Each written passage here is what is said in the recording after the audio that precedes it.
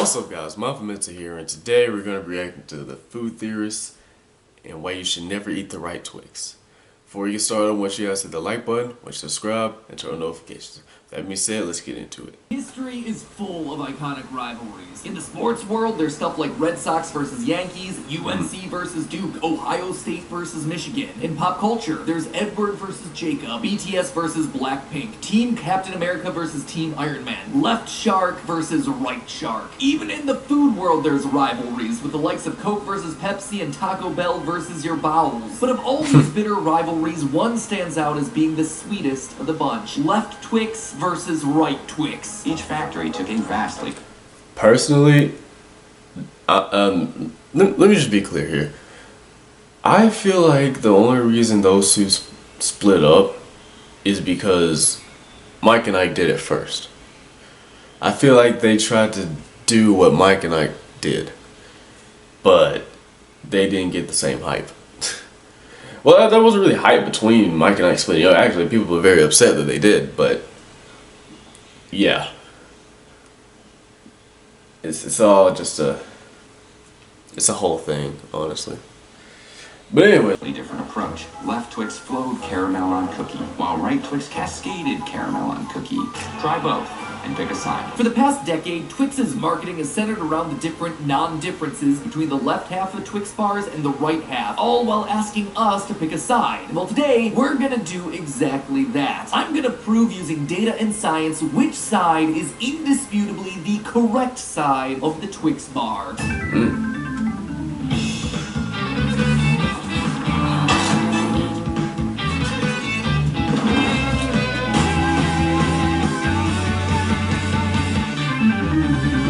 Hello Internet, welcome to Food Theory, the show that chooses violence and eats both Twix at the same time. Does that average out to make me middle Twix? So at this point, you get the basic conceit of the episode. Twix bars are some of the best candy bars available on the market. Strip of cookie, caramel on top, covered in chocolate. There are 2 Twix bars in every package of Twix. They should be identical to each other. They probably are identical to each other, and yet their marketing campaigns for the past decade have made a big deal about choosing sides. Are you a left Twix person or a right Twix person? I technically don't really keep friends from Right Twix. There's something really off about those guys. They've even gone so far as to create a lengthy backstory behind the rivalry. Years ago, when the inventors Seamus and Earl unveiled their Twix bar, the tension between them reached a breaking point.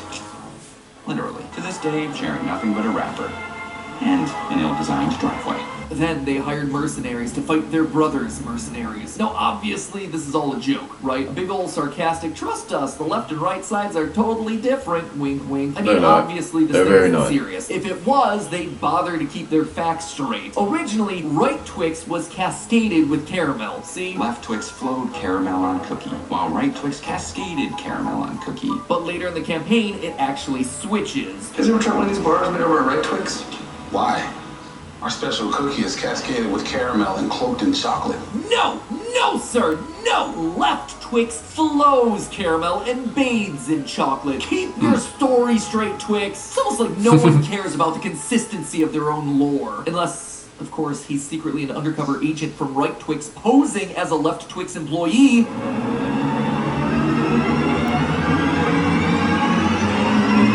No, that's not a real thing. I just care about this way more than they did. But what if the whole Left Twix versus Right Twix thing isn't tongue-in-cheek? What if this whole thing isn't cloaked in sarcasm and bathed in marketing hype? When you're choosing a Twix, which team should you choose to be on? Between Left and Right Whichever Twix, one that's which a Twix. one is the better Twix? I guarantee that by the end of the episode, you will have an answer. And there's only one way to find it out. Buying an egregious amount of candy bars and then aggressively performing science on them. So before we go any further, we need to establish our terms, because let me tell ya, things are gonna get confusing in a hurry. For the purposes of today, when I say a Twix bar, I'm talking about an individual stick of cookie dabbled with caramel and snuggled in chocolate. There are 2 Twix bars in a single packet. So that's the basics, but the bigger question, how do you tell the difference between left and right when the packaging has the bar's name written horizontally, thereby making this more of a top versus bottom kind of thing? Well, as we see in the commercials, the definitive way of opening a package of Twix is with the word Twix reading from the bottom bottom up. So when you're looking at a standard package of Twix in a supermarket line, top Twix is left Twix and bottom Twix is right Twix. You got all that? Great. Now throw it out the window. You see, that's the way things should be if the universe didn't hate me. But life always has a way of making these episodes more complicated than they should be. Knowing that I wanted an adequate sample size, we bought 208 Twix bars. And then we opened the boxes.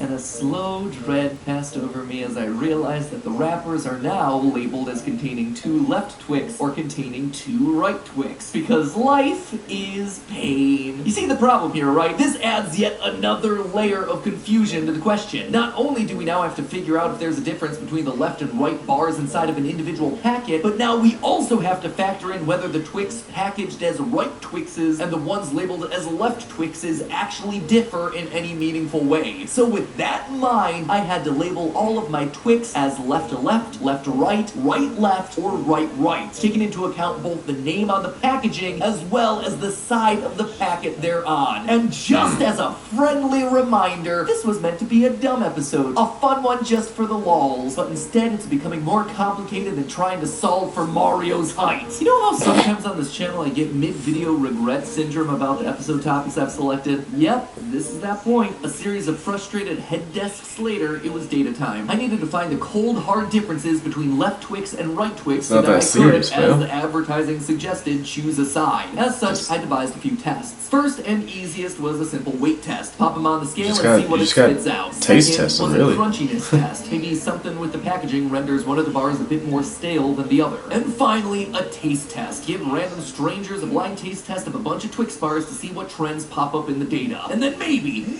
I'd be able to draw some conclusions about the optimal Twix experience. First, weight. Twix bars average between 24.5 and 25.5 grams, and any deviation from that was very rare. Out of the 208 bars that we weighed, only 10 fell outside of the range, which, hey, kudos to Bars Incorporated. Quality control game is on point. The biggest outlier was a monstrous 27-gram thick boy with pretty much all the extra weight coming from a larger volume of caramel. So, was this a right bar or a left bar? It was a left Twix, coming out of a package labeled 2 right Twix.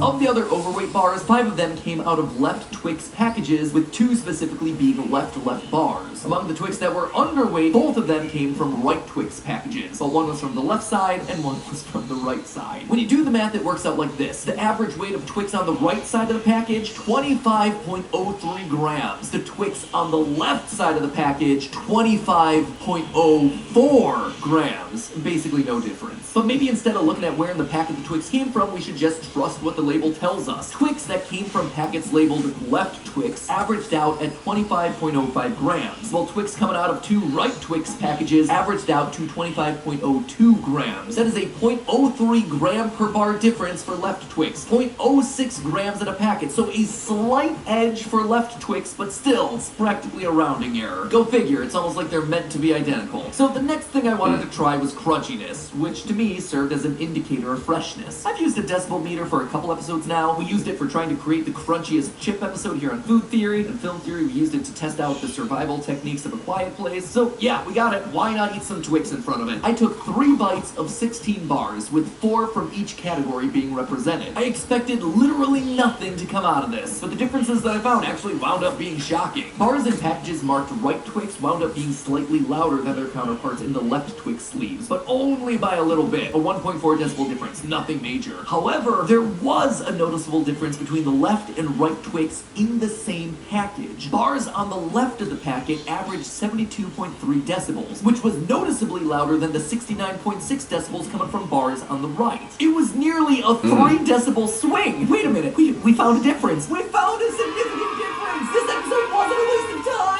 While human error is certainly an X factor that could explain these 3 decibels, I did my best to try and keep the bites consistent and sample enough to try and make it fair. Now, I suspect that the 3 decibel difference might actually have to do with the packaging or storage of the Twix. In fact, my hypothesis, my food hypothesis, is that it all relates less to the left versus right difference and more to the top versus bottom placement that I talked about earlier. When on store shelves or slotted into a shipping box, one Twix is always going to be sitting on top of another. Because of the the way the package is printed, the one on top becomes the left Twix in our experiment today, which wound up being the noisier of the two groups. So, being on top is potentially doing something to keep the bar fresher and crunchier. Maybe it's exposed to less light, or maybe less air. Maybe residual moisture is being caught in the bottom of the package while the top is able to stay nice and dry. Not entirely sure, but for a crisper snap, left Twix seems to be the quantitative winner. Finally came the real test, the taste test. Asking a number of friends, associates, and random strangers to eat candy while I stare at them and take notes. I made sure to unwrap the Twix before serving it to them to not bias anyone with a left Twix or right Twix wrapper. Instead, I thought it was a better idea to walk around carrying Ziploc baggies full of unwrapped candy bars marked with strange symbols. Also, I was driving around in a windowless white van. On an unrelated note, I'm now on a couple of government watch lists for science. And what did my class get me? Nothing. To my surprise, there was no surprise. And by that I mean there was no clear preference between left or right Twix, no matter how you were defining left or right Twix. No trend, no difference, except there was one key data point that stood out like a sore thumb. People's preference had nothing to do with left versus right, but it had everything to do with which bar they selected first. In a whopping 85% of our tests, the subject reported that the Twix bar they ate first tasted better than the second, which comes with a shocking takeaway for Twix. You guys don't need two bars. Forget left versus right Twix, you're trying too hard. Just give people one. The first is apparently more than enough. Honestly, it's kind of ironic considering Twix's old marketing slogan, the one that I grew up with.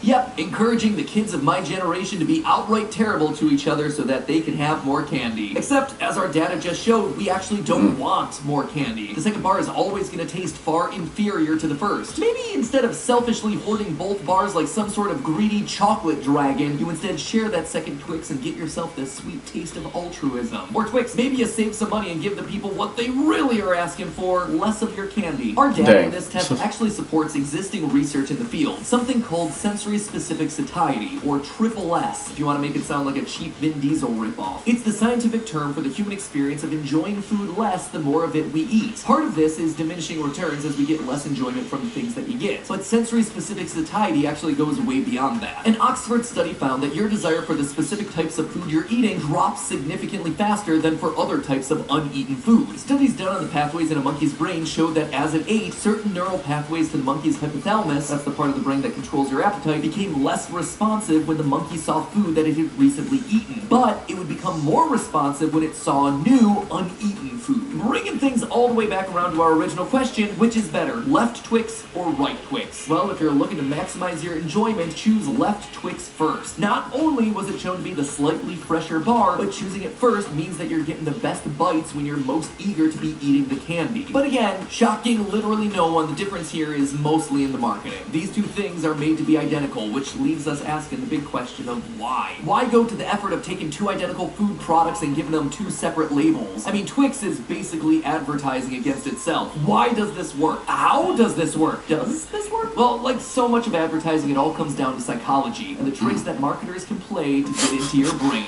There's a phenomenon called choice supportive bias, or post-purchase rationalization, which is the tendency of people to come up with justifications to support the choices that they're making in their life. Whenever people are forced to decide between two or more different products when making a purchase, they're more likely to ascribe positive attributes and associate positive feelings with the product that they just bought. It's basically the opposite of buyer's remorse. We want to convince ourselves that we made the right choice. Our money wasn't wasted. In fact, this happens all the time, even when the choice is a complete illusion and we're choosing between two identical products. It's one of the big reasons that lotteries let you control which numbers that you pick, even though you're just as well off with a completely random lottery ticket. Giving people the ability to choose, even if it's a false or artificial choice, gives them a feeling of control. Whenever you bite into that Twix bar, whether it was a right or a left Twix, what you're experiencing while chewing is the result of a decision that you just made, which motivates your brain to come up with justifications for why this Twix bar is actually delicious, and why you're so smart for having made the decision that you just did. Speaking of smart decisions, by the way, on screen you're about to see 2 other episodes of Food Theory. If you want to see me debunk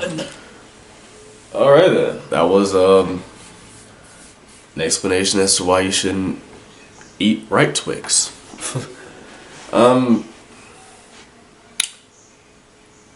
Honestly, yeah, I know that I was not talking, but I was really just into it, paying attention. I don't know if this really I don't know if this really counts as a reaction, considering I literally said nothing the whole time. I said a couple things here and there, but I really didn't say much.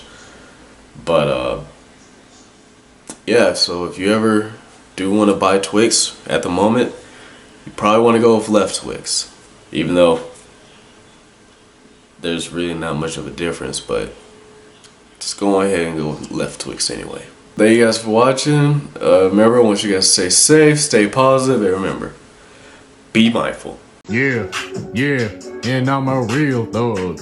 I'ma go to the store and buy a box of hugs. Yeah, talking about that kid juice. Yeah, when I get done, I'ma watch some Blues Clues.